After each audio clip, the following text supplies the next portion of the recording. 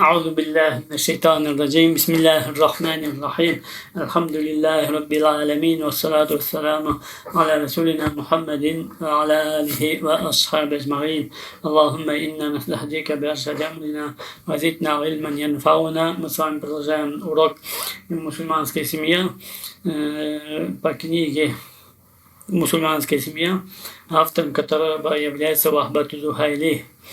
И в последнее время мы рассматривали виды, то есть категории женщин, на ком нельзя жениться. И мы сказали, есть 3 категории женщин, на ком нельзя жениться. Это кровное родство, либо родство через брачный договор, либо молочное родство. Так, и эти 3 категории женщин, на них нельзя жениться. А потом мы сказали, что некоторые женщины никогда на них нельзя жениться. Никогда на них нельзя жениться. Это как кровные родственники или молочные родственники. Вот, да. А некоторые женщины можно временно нельзя на них жениться. Так, допустим, если, как говорили, жена-сестра или тетя-сестра. Вот. Или, допустим, мужчина женат на 4, не может на 5 жениться.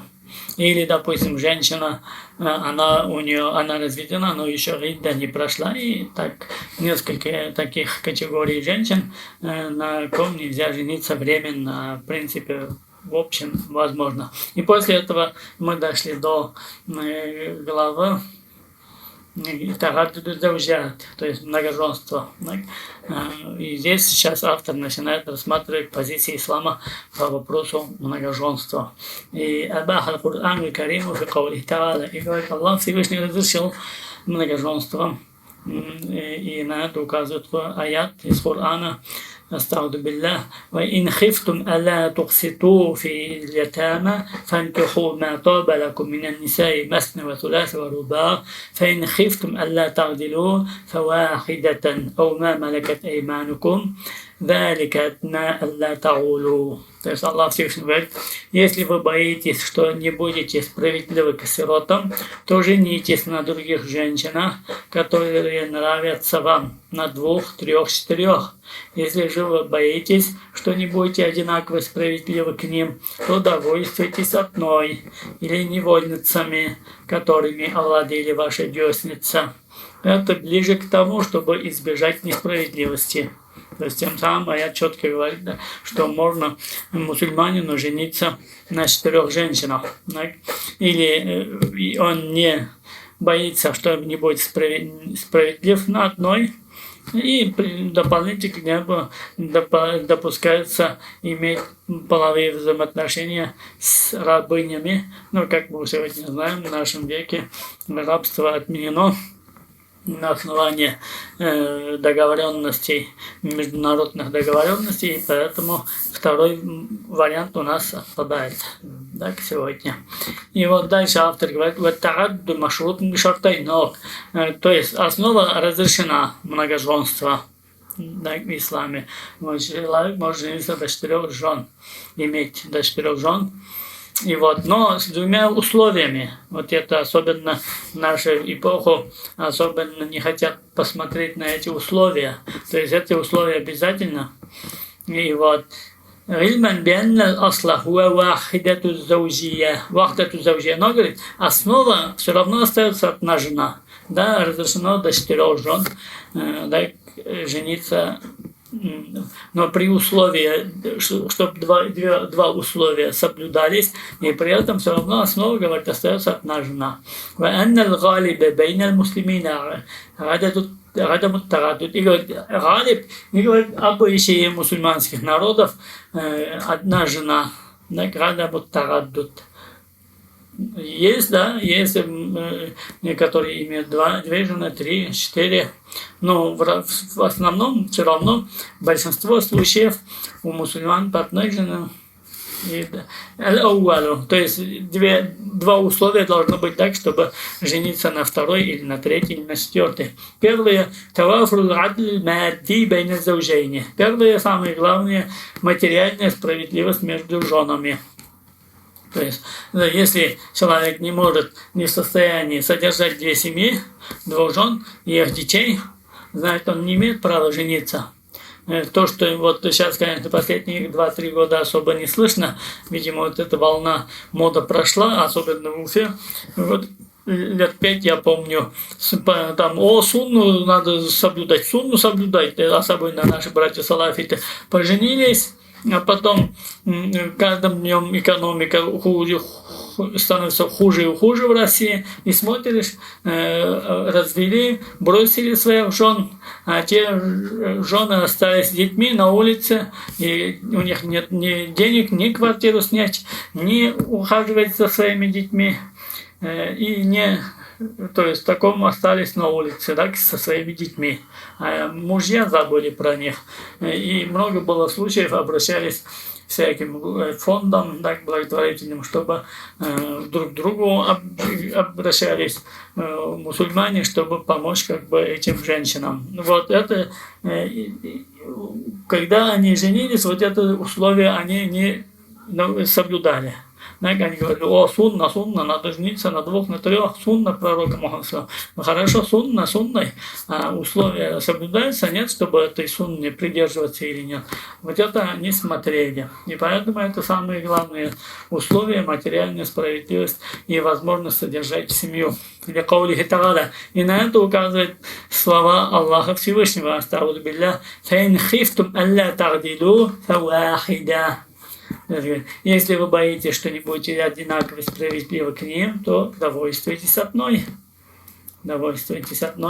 وهذا لا يتيسر ولا يطبق في أكثر الحالات التعدد. И автор говорит своим уже опытом, тоже говорит, то есть быть справедливым и возможно содержать 2 или 3 более жен, да, более одной. Это говорит, это нелегко. И говорит, не применяется большинство случаев многоженства. То есть ни у нас, ни в других странах редко можно встретить, если у человека 2 жены или 3 жены, чтобы он мог их одинаково обеспечивать. Вот. وأما الميل القلبي والحب فهو أمر جبلي فقحري فلا تكليف فيه. А что касается, говорит, склонности духовной, то есть душевной склонности, так, والحب, любви одной больше, чем другой, так? Но, говорит, это амрун, это природное состояние человека, кахри, принудительный, поэтому Аллах за это не будет спрашивать. То есть нет повинности. Допустим, человек имеет 2 жены, так? Все равно у человека сложно будет ему, а одна будет ближе, чем другая. Так, то есть, но если он справедлив материально между ними, так, и делит ночи поровну между ними, тогда нет греха на нем, если он склоняется к одной больше. Потому что, говорит, то, что связано с сердцем, оно кахри, принудительное, и за это человек не отвечает. لأنه النبي صلى الله عليه وسلم كان يميل للسيدة عائشة, потому что, говорит, пророк, даже Мухаммад саллаллаху алейхи ва саллям, был склонен к Аише радиллаху анха, больше склонялся к ней.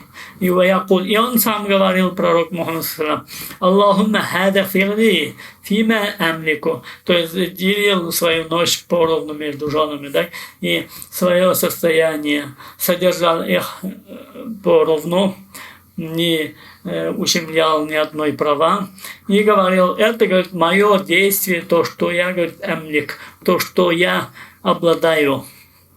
فلا талимуни фима тамлик валя амлик. Но говорит, ты не порицай, не упрекай меня за то, что ты владеешь, а я не владею. Я не владею. Так? То есть, получается, это не в наших руках. Если, допустим, у мужчины 2 жены или 3, и он склонен к одной больше, к другим, это, то есть, духовное, внутреннее его состояние, он не владеет этим, это владеет Аллах Всевышний. И поэтому за это не будет отвечать. Ну, это опять возвращается, так? Вчера еще опять ночью как-то бессонница была, еще раз взял, прослушал именно вот эта гендерная проблема Гайдара Джамаля, рахмахуллах, пусть Аллах будет милостивым над ним, так? Вот. И он выступает, там пишется, что он выступал, это его выступление в Госдуме. Не знаю, в Госдуме, не в Госдуме. И вот, удивительно, он полностью отрицает вот это духовное, то есть понятие любви между мужчиной и женщиной, то есть между полами. Так. И полностью отрицает, говорит, только вражда. Вечная вражда между мужчиной и женщиной, то есть между полами. И ссылается на эту суру.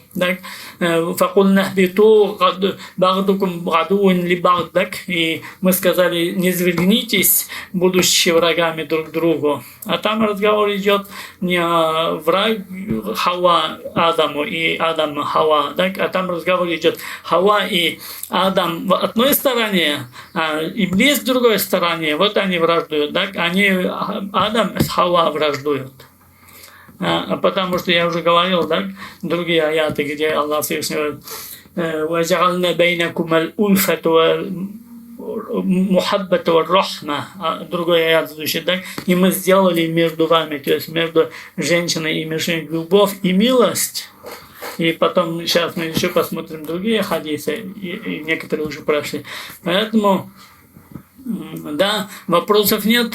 Он там выступает как бы вот в исламе только предусмотрено прагматичный договор, так, реальный договор, чтобы сожительствовать между и не нарушать права друг друга в семейной жизни. Да, вопросов нет, это мы подтверждаем.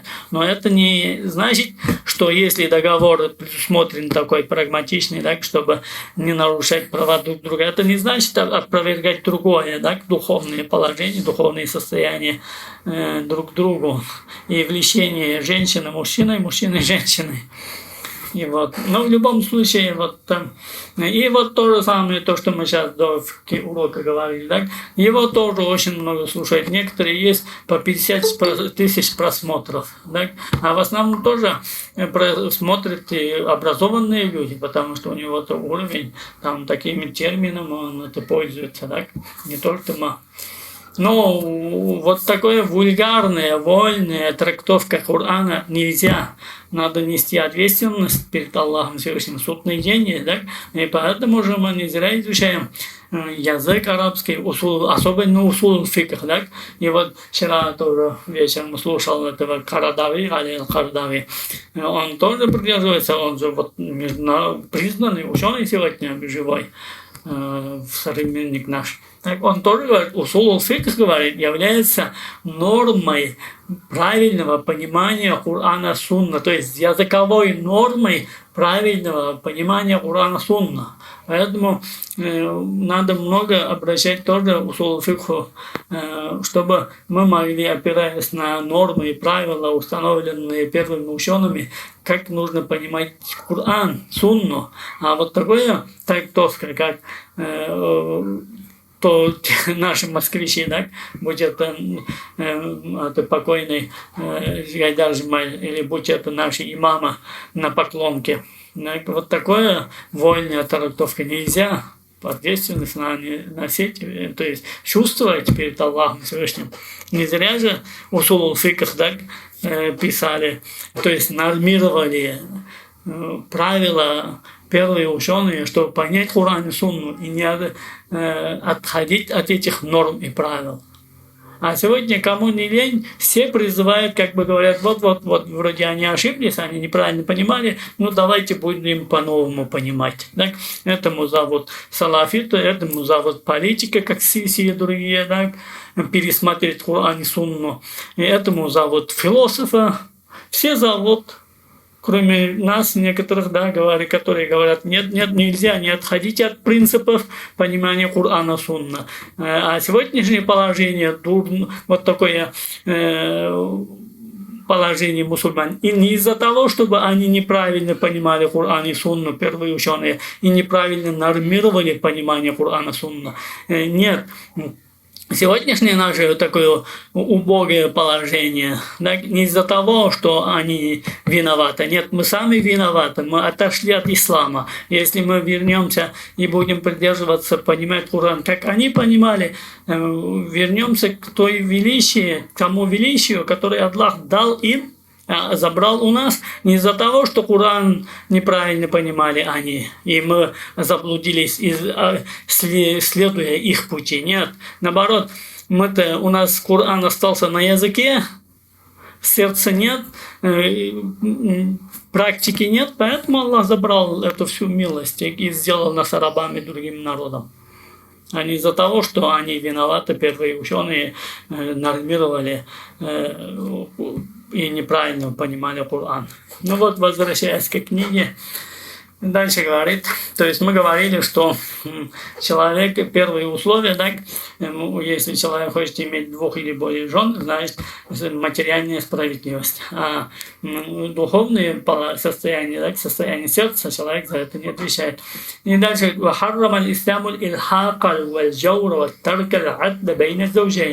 говорит автор, Аллах Всевышний запретил причинить, так, несправедливость, насилие и оставление справедливости между парами, то есть между супругами. То есть мужчина не имеет приносить несправедливость, то есть быть несправедливым по отношению к своей жене, и жена не имеет права быть несправедливым по отношению к своему мужу и нарушать ее права. Так?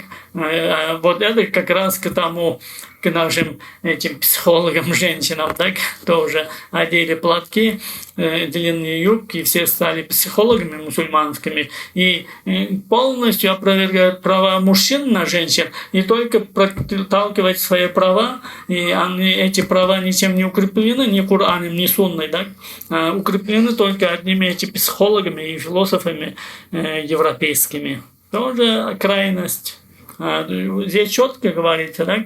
Ислам запрещает быть несправедливым по отношению к супругам. Не только одному, да, и супруг. Обои супруги не имеют права быть несправедливым по отношению к другому, да, и нарушать и попирать их права. И быть несправедливым по отношению к нему или к ней. И на это указывает хадис пророка Мухаммада: «Ман канат лаху имратан ямилу ли ихдахума аля ал-ухра, джаа яум ал-киямати яджурру ахаду шифшафайhi шиккайхи саакитан ау маидан».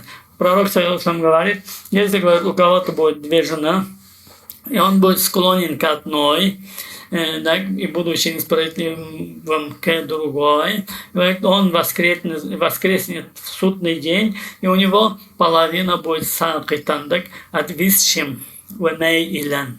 То есть как он будет парализованный одну сторону. Таким Аллах Всевышний воскреснет этого человека. Но здесь, как я уже говорил, разговор идет о, если он склонен и неправильно делит материальные блага между женами. وفي لفظ и в другой версии этой книги хадиса «Ида кана инда раджули мратан», если, говорит, будет у человека, у мужчины 2 жены, фалам я'адил байнахума, и не был он справедлив между ними, джаа яумул киямати ва шиккаху саакит, и он, говорит, придет в судный день и отвисшей стороной, одной отвисшей стороной. То есть вот. И тоже такое много, даже я знаю, даже из близких знакомых давнешних, да, юности, в молодости, не в юности, уже после, как молодости. Так,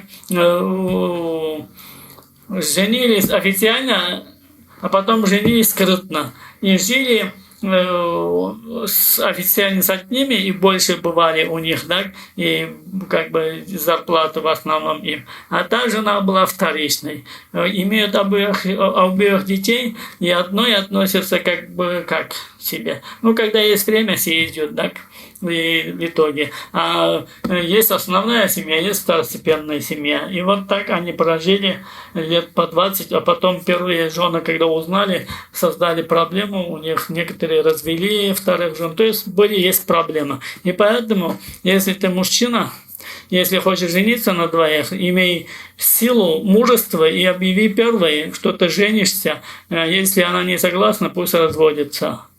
Так, но если согласна, пусть соглашается жить и быть одной из двух. Так, а чем скрывать одну от другой? И потом быть несправедливым одной, а быть справедливым другой. И потом еще другое, да, если человек имеет от двух жен детей, так они же дети, они братья, сестры, они должны друг друга знать. Отец-то у них же один. Как так? Есть дети, да, и они друг друга даже не знают, что они родственники. Вот, ну, то есть это сегодняшняя реальность, я про Россию говорю, не про какие-то эти. Вот, поэтому вот, конечно, я возвращаюсь всегда, вот, 5 человек до нас, а что у нас проблем семейных, только в Уфе возьмите, если там в Уфе 1 миллион жителей, да, 500 000 у них проблемы семейные. Почему? Где они? Хотя бы имамы бы послушали, постарались понять, довести до народа, так? Вот, очень много, то есть каждый день, сейчас только Ильдар Хазрат говорил, да? У нас как ни проснись семейные проблемы, как ни проснись развода, как ни проснись невоспитанные дети, как ни проснись раздетые жены на улицах, так? О чем думают вообще мужчины-мусульмане? Где они, когда уроки мы даем? И денег же не просим, в принципе, если нуждаемся. А что вот имамам? Жаль одного часа в сутки, то есть в неделю 1 час всего. Ну, если, конечно, хорошо, если они сами способны вот такие книги читать и понять, довести до людей, вопросов нет. Но такие, если есть, они такие тоже должны открывать уроки и вести, потому что у кого-то будет слушать 5 человек, у кого-то 10, у кого-то 50, в итоге общую колодец это вода, так все будет набираться. А тут сегодня и не видно, да, когда вот, допустим, где-то полгода назад, когда мы начинали, почему начали эту книгу? Потому что проблема была в Башкирии вот этими психологами, да, в кавычках, женщинами начали как бы путать женщин-мусульманок, да, и настраивать их против своих мужей, и в итоге появилась развода среди практикующих же мусульман. Я уже не говорю о других мусульманских, татарских, башкирских семьях имею в виду, так? И из-за этого только, где люди-то? Оно же проблема исчезла за полгода. Наоборот, проблема, наверное, усиливается, только углубляется. А где наши имамы? Где наши практикующие мусульмане? Неужели не хотят они жить у себя в семье хотя бы по исламу? Я не говорю уже, конечно, на улице в России, кто может жить по исламу, выйти только на площадку из своего подъезда выйдет, уже харам кругом, да, как об этом уже мы молчим, да, хотя неужели нет уже людей желания вот у себя семью систематизировать семейную жизнь внутри, которую он может в состоянии этого сделать, выстроить на принципах исламских ценностей. Удивительно. Но возвращаясь к книге, как бы ни было. Вот. Вассани, то есть второе условие, чтобы иметь 2 или более жен, аль-кудрату аля инфак. быть состоятельным содержать семью. Так? Быть состоятельным содержать семью. Ман'ан миналь ильхаки зульми биль мар'а. Чтобы, говорит, не допустить несправедливость и защищая это, женщину, так, права женщины. Ликаулихи, саллиллаху, исходя из слов пророка Мухаммада, «Я махшар шабаб», то есть пророк, саллиллаху, обращаясь молодежь, говорит: «О, молодежь, ман истатара минкумуль ба'ата фальятазавваж». Кто в состоянии из вас жениться, пусть женится. То есть здесь он имеет в виду состояние, материальное состояние жениться, не физическое состояние, именно материальное состояние. «Фейннаху агарду лиль басари ва ахсану лиль фарж». Потому что, говорит, женитьба, говорит, это как бы потупляет взора и защищает половые органы от харама. И здесь и дает автор, говорит, аль-ба'ату, то есть здесь слово есть ба'а. Ба'а, говорит, заваджи ва такалиф. Это, говорит, это расходы, издержки семейные. Именно об этом идет речь, о материальной возможности мужчины содержать семью. Валькаляму ан хикмати та'аддуд завджат макрурун муад. И сейчас, после того, как сказал, что два условия, так, чтобы иметь двух жен или более, это значит быть первое справедливым между ними, так, и второе возможность, способность содержать их. И после этого говорит, что касается, говорит, мудрости, почему Аллах Всевышний разрешил многоженство, говорит, это, говорит, известно, муад, говорит, это уже везде об этом говорили, поэтому, говорит, в этом долго не будем углубляться. «Актафи бил каули бианнаху шарун ахкамул хакимин». Я, говорит, скажу вкратце, говорит, Аллах Всевышний, говорит, это положение, разрешение от Аллаха Всевышнего, а он мудрейший, да, он мудрейший. «Валлаху а'ламу бима яслуху ибадаху». И раз он, Аллах Всевышний, мудрейший, да, всезнающий, он лучше знает, что подходит их рабам, так, что благо для его рабов и что не благо. А он разрешил, значит, благо в этом есть. И здесь приводит аят: «Аля я'ляму ман халака хуа латифул хабир».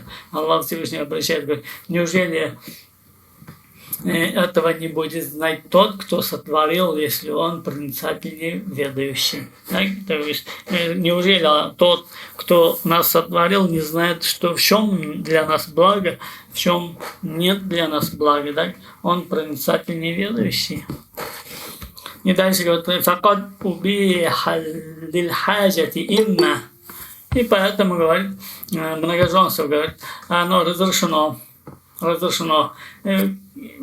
этом есть хаджа, и в этом есть нужда.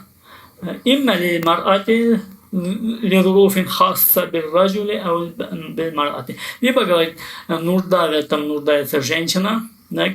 То есть забота о женщине, соблюдение ее прав, лидуруфин хасса, особом ее ситуации, в особой ситуации, так, исходя из особой ее обстановки, ситуации. Так. Или из-за мужчины. Мин ажли тахкики, говорит, с целью осуществления рахбатихи, желания мужчины, или для помощи женщинам. Все женщины всегда думают о многоженстве. Если муж возьмет вторую жену, это будет обязательно ее ущемлением ее прав. Да нет, наоборот, может быть помощь для нее. В некоторых случаях. А убийство или другая, говорит, причина из-за того, что женщин много. Особенно, говорит, во время войн. Потому что мужчина больше умирает на войне. И потом остается вдова, и женщин больше, и мужчин. Сегодня то в России даже уже, если и войны не было почти там 70 лет, мужчин же больше, то есть женщин же больше в России, чем мужчин.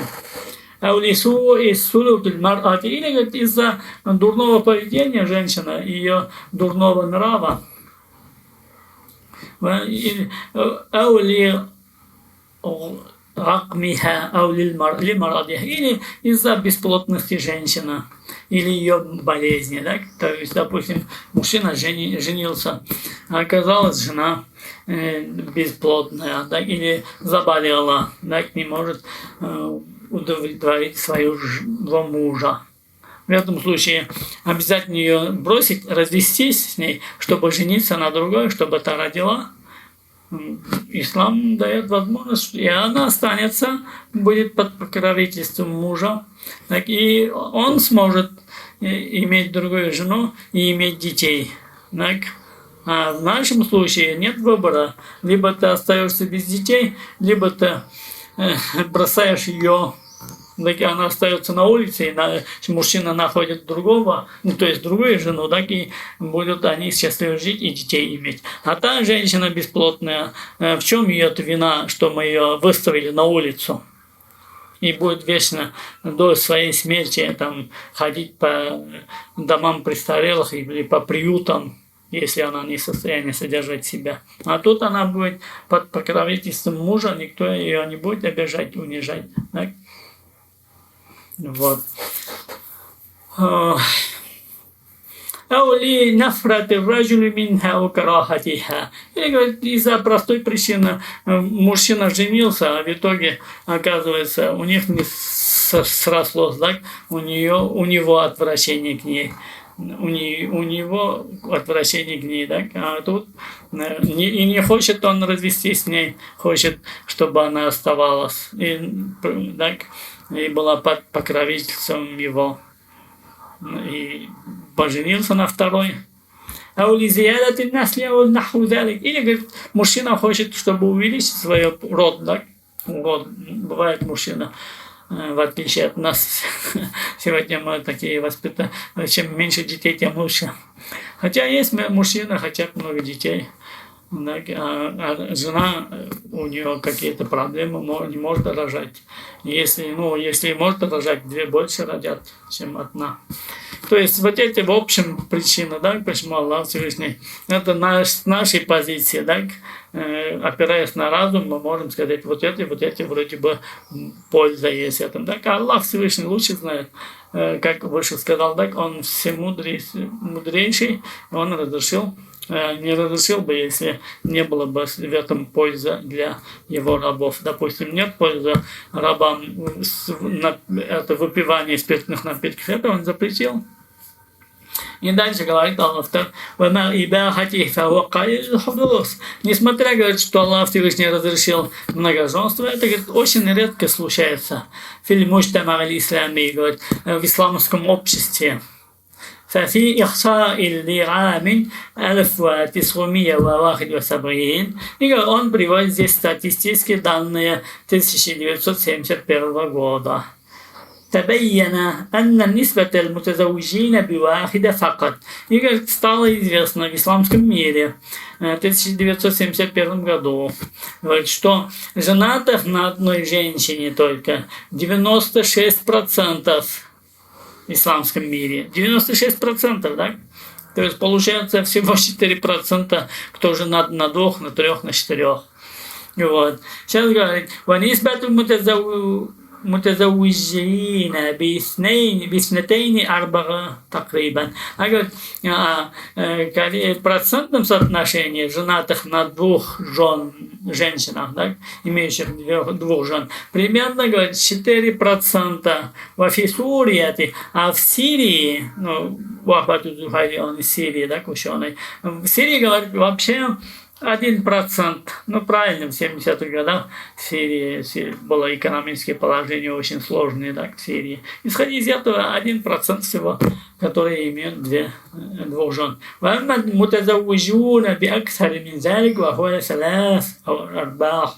заужат, фанатович. А что касается, говорит, имеющих 3 жены или 4, это, говорит, вообще очень редкость, такая редкость, очень редко встречается. Валя нисбаталаху, и вообще, говорит, они невозможно их подсчитать в процентном соотношении. То есть они даже 0,001% там не будут даже в исламском обществе.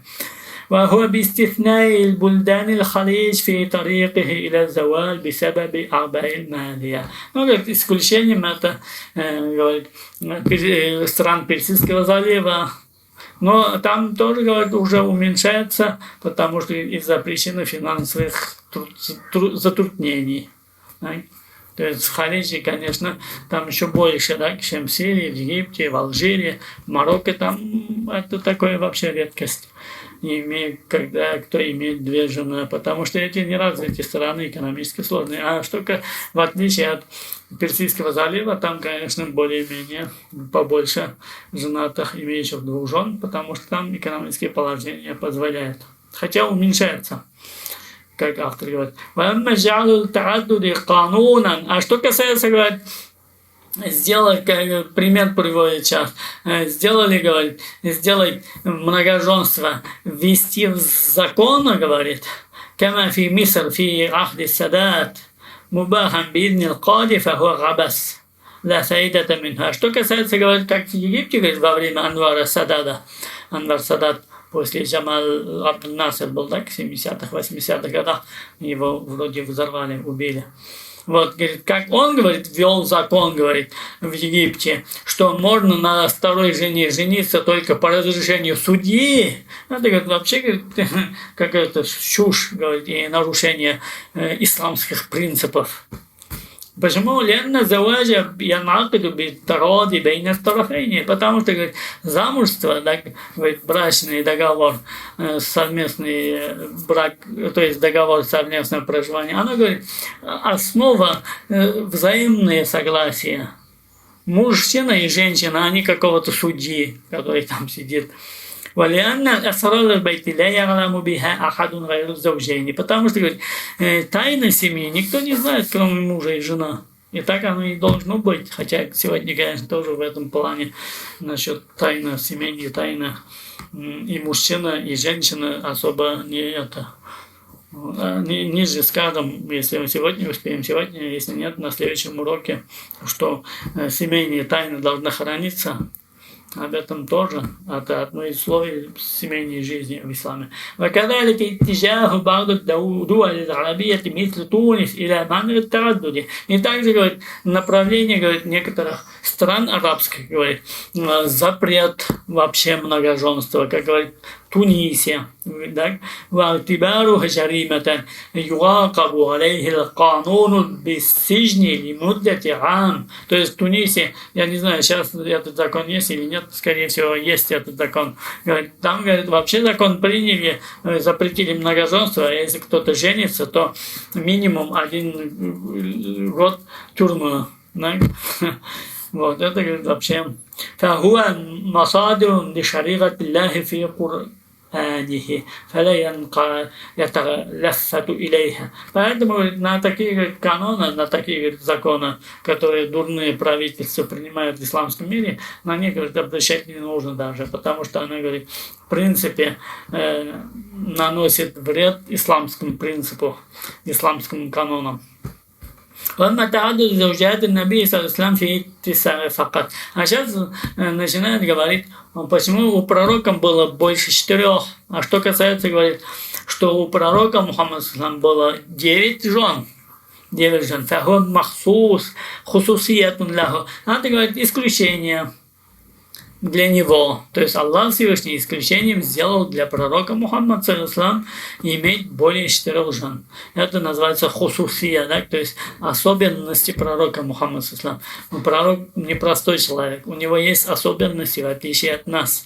То, что у нас нет, у него было. И одно из отличительных черт пророка Мухаммада и право иметь более 4 жен. Да? И другое отличительная черта пророка Мухаммада не имение права людей жениться на его женах после его смерти. Так, у нас нет такой, если мы умрем, женщина через, как пройдет 4 месяца, 10 дней, может выйти замуж за другого. Так? А жены пророка Мухаммада не имели на это права. И никто не имел права жениться на них, и они не вышли замуж после смерти пророка Мухаммада, потому что они наши матери, так? Аллах Всевышний говорит, а его жена матери их, то есть матери верующих, поэтому как на своей матери можно жениться, никак нельзя. Как бы еще на том уроке только сказали, родственные связи, на матерях не женятся, запрещено, а его жена, матери наши, об этом говорит Уран. Ну вот, возвращаясь к книге опять, то есть право было пророка Мухаммада жениться на более 4 жен. Мин ажли маслахати нашр давати исламияти байна кабаил раби. Это, говорит, была в этом маслаха, да? Была в этом заинтересованность, то есть польза в распространении ислама среди арабских племен.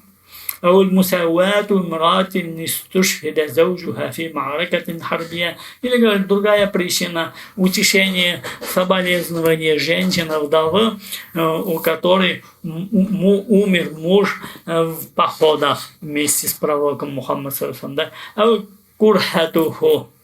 Или ее отвращение у нее к нему, да, то есть слушай, у нас Заид, да, приемный сын пророка Мухаммада, у них начались проблемы со своей женой, и в итоге Заид развел жену, ради Аллаху анху, да, и на нем Аллах Всевышний велел жениться пророку Мухаммаду.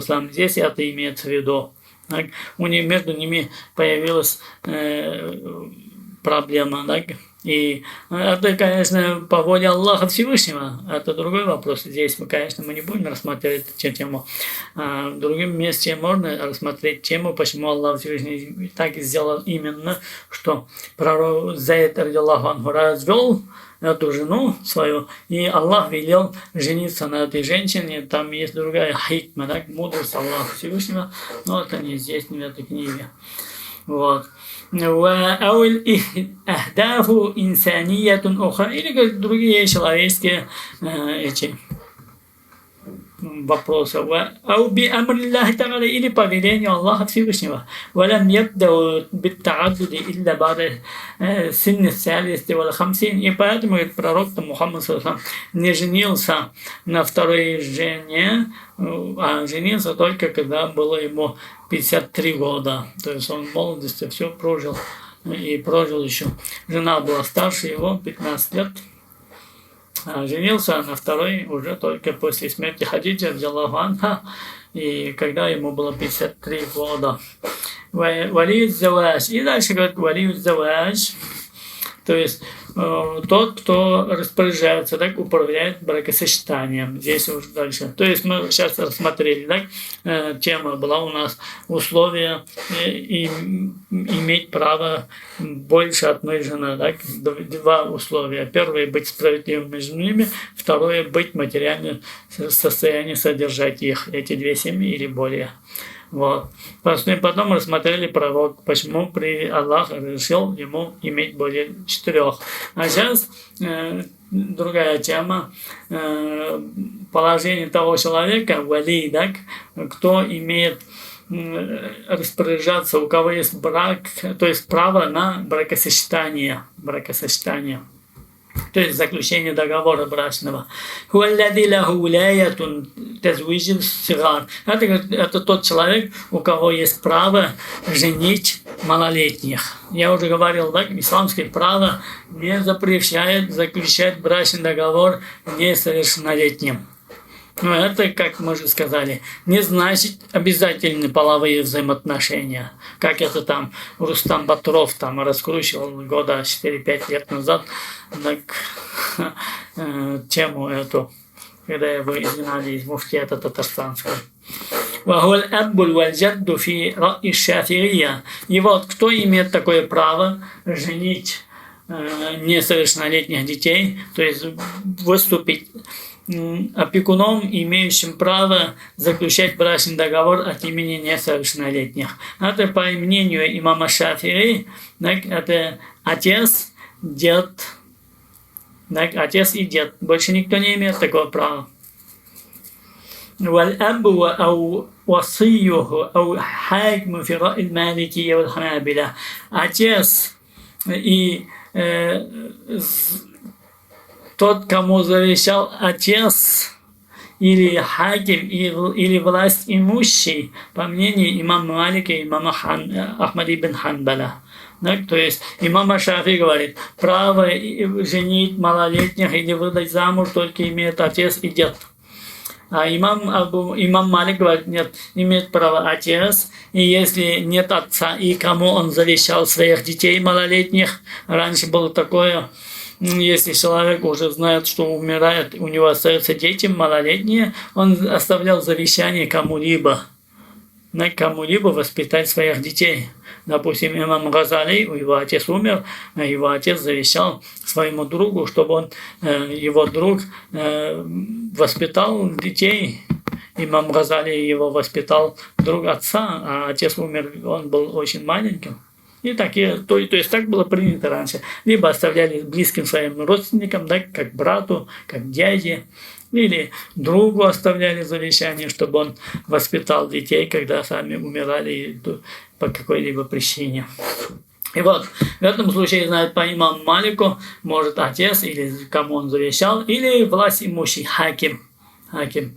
И по мнению имама Ахмад ибн Ханбаля, «Ваджамил гасабат الأقارب من جهة الأب وذوي الأرحام في الرأي الإمام أبي حنيفة». Но в этом списке самые широкие у ханафитов. Ханафиты имам Абу Ханифа разрешил «Джамил гасабат», то есть всех тех, кто, если бы человек умер, был бы наследником как гасаба.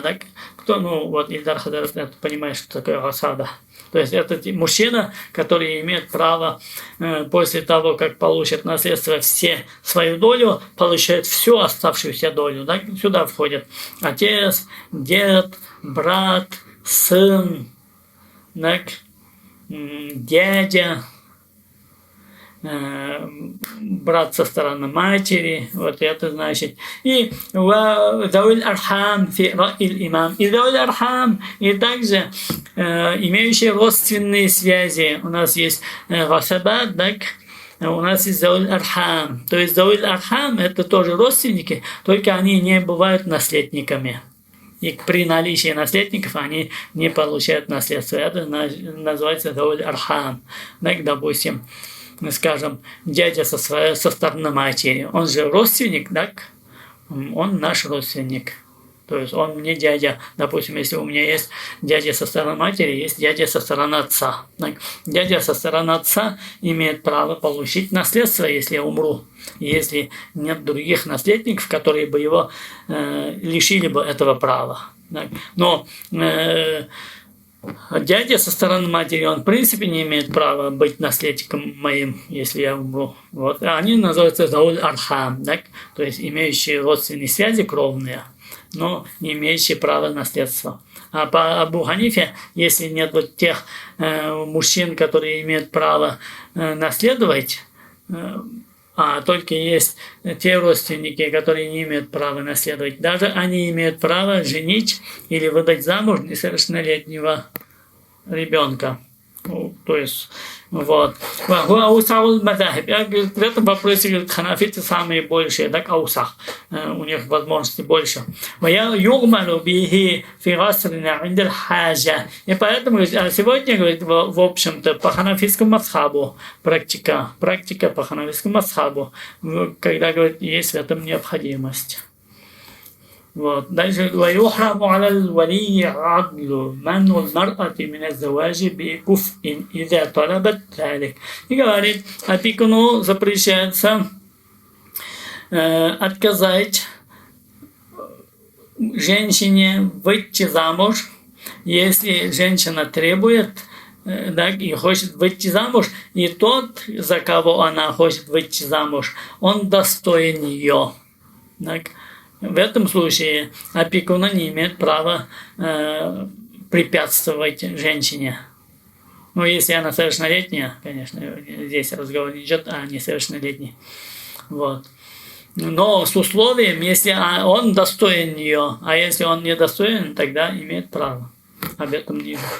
И на это, говорит, указывает аят из Корана: وَإِذَا طَلَّقْتُمُ النِّسَاءَ فَبَلَغْنَ أَجَلَهُنَّ فَلَا تَعْضُلُوهُنَّ أَنْ يَنكِحْنَ أَزْوَاجَهُنَّ. Сура Бакара, 232 аят, где Аллах Всевышний говорит: если вы развелись с вашими женами, и они выждали положенный им срок, то не мешайте им выходить замуж за своих прежних мужей. То есть Аллах Всевышний говорит: не мешайте им выходить замуж, не препятствуйте им. Иштиратату заваж. И здесь это условие бракосочетания. Дальше автор начинает говорить об условиях бракосочетания. وَهِيَ مَا يَشْتَرِطُ الزَّوْجُ أَوْ الزَّوْجَةُ عِنْدَ إِبْرَامِ الْعَقْدِ. Сейчас как раз возвращаемся к тому, это значит, о чем говорили мы о, как это называется, договор брачный. Сейчас мы говорили, да, о чем и выступал перед Госдумой Гайдар Джемаль, о прагматичном договоре между женщиной и мужчиной. То есть, если мужчина и женщина хотят заключить брачный договор, они могут ставить свои условия. Да? И поэтому иштиратату заваж, говорит, условия бракосочетания. Это, говорит, условия либо, говорит, ставит мужчина при заключении брачного договора, а вот заужа или женщина, то есть одна из супруг или обе супруги, да, при заключении брачного договора. И вот эти договора, то есть условия, да, при заключении договора брачного имеют супруги включить в договор брачный. Это два вида. Это вот брак по расчету вспомнил, да, то есть вот как раз здесь разговор идет о браке по расчету, да, то есть мужчина и женщина женятся, при этом они расчетливые люди, ставят друг другу условия, и они закрепляют в договоре, брачном договоре об этом. И вот эти условия бывают двух видов. Шурутун сахихатун, а шурутун батила. Есть действительные условия, которые они будут признаваться, а есть недействительные условия, которые они не будут иметь силу в договоре. Вот. А что касается действительных условий, тоже два вида. Они два вида. Да? То есть, значит, в итоге у нас три вида будет условий, которых может ставить мужчина или женщина при заключении брачного договора. Действительные условия, которые они признаются исламским правом, и недействительные условия, которые не признаются исламским правом. Они, если есть в договоре, мы на них не будем обращать внимания. А вот те действительные условия, которых признают исламское право, их два вида. То, что необходимо исполнять, обязательно должно будет исполнять супруги, если это есть, или супруг. А то, что не обязывает исполнять их. Не обязывает исполнять их. Ну и сейчас мы рассмотрим первый вид, первый вариант. Шуруту сиххати ялзаму вафаа бихи. То есть действительные условия, признанные исламским правом, и мужчина обязан будет их исполнять, если женщина внесет такие условия в договоре брачном. Это говорит, в этих условиях, это те законные условия, которые отвечают интересам жены. То есть в этом случае жена ставит, прямо указывает в брачном договоре. И оно но эти условия при этом женщина может эти условия ставить, но они не должны касаться прав других. То есть она может поставить условия и зафиксировать в брачном договоре, но эти условия не должны ущемлять права другого человека, то есть права мужа. ولا تقيد حرية الزوج. И поэтому эти договоры, условия не могут ограничить свободу мужа. في عمله الخاص المشروع. Что касается его работы, если его работа то есть допускается исламским правом, да, не противоречит исламскому праву. كشرط ألا يسافر بها. То есть какие может условия поставить женщина, и это будет условие признанным исламским правом, и мужчина обязан будет придерживаться этим условиям. Это условие, что муж не увезет ее никуда, так, не возьмет куда-нибудь в путь ее с собой, так, в сафар. Или поставить условие женщина, что он ее не увезет в другую страну, или там в другой город, в другой регион, так? Или или она будет жить у себя дома, муж не будет вправе ее забрать к себе домой. Вот эти условия, они будут законными со стороны жены по отношению к мужу. И муж должен будет придерживаться, если он согласился этим условиям при заключении брачного договора. И в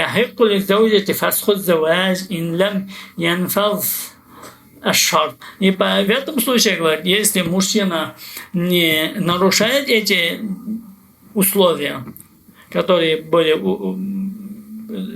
указано в брачном договоре. В этом случае, говорит, женщина имеет право расторгнуть договор, то есть не развестись. Разводиться у нас, у женщин нет права, да, это право только мужчина. А расторгнуть договор может.